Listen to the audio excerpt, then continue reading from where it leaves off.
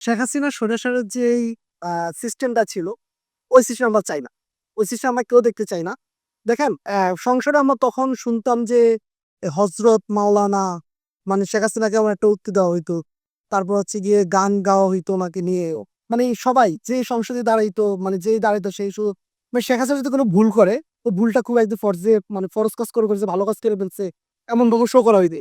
But আমি চাচ্ছি যে এমন একটা হোক, যেমন ধরেন আগামী সংসদ নির্বাচন যদি অনুষ্ঠিত হয়, মানে মানে এটা একদম খুবই বেসিক নলেজ, যেটা বিএনপি ক্ষমতায় আসবে। সো ওনাদের থেকে একটা আশা থাকবে আমার যে, ধরেন কেউ যদি ভুল করে, দলের কেউ যদি ভুল করে, সে বলতে হবে যে ভাই আপনি এটা ভুল করতেছেন। হ্যাঁ? যে আপনি তো ভুল করতেছেন। আমরা আন্দির রহমান পার্থক্য দেখতাম 13 সাল 12 সালের দিকে উনি যেভাবে সংসদ মাতিয়ে রাখতেন। ওনার ওই কথাগুলো যেন এখনো থাকে। ওই টার্মস গুলো যেন এখনো উনি মানে উচ্চারণ করতে পারেন। তারপরে মানে বিএনপি যারা আগে বিরোধী দল হিসেবে ছিলেন সংসদে, উনারা যেভাবে কথা বলতেন, দেশটি যেভাবে চিন্তা ভাবনা করতেন, ঠিক সেম ওয়েতে যেন এখনো করে। এতটুকুই চাওয়া।